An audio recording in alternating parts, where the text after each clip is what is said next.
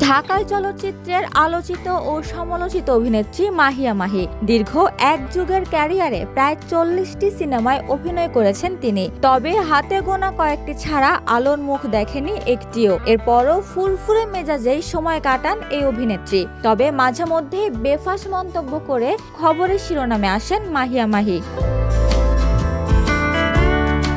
সামাজিক যোগাযোগ মাধ্যম ফেসবুকেও সরব থাকেন মাহি। সম্প্রতি নাচের 2টি ভিডিও দিয়েও সাড়া ফেলে দিয়েছিলেন এই নায়িকা। তবে এবার নিজেই নিজেকে ছাগলের উপাধি দিয়েছেন তিনি, যা নিয়ে নেটিজেনদের মধ্যে ব্যাপক আলোচনা সমালোচনাও চলছে।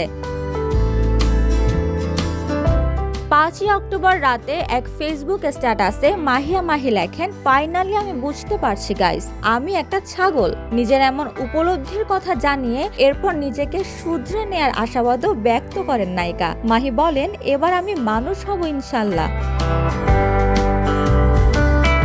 হঠাৎ মাহির এমন স্ট্যাটাসের কারণ খুঁজছেন ভক্তরা। অনেকেই মজার মন্তব্যও করছেন। এদের মধ্যে অভিনেত্রী জাহারা মিতু লিখেছেন, অবশেষে মাহি বুঝলো যে সে একটা ছাগল। জবাবে মাহি লিখেছেন, লোল।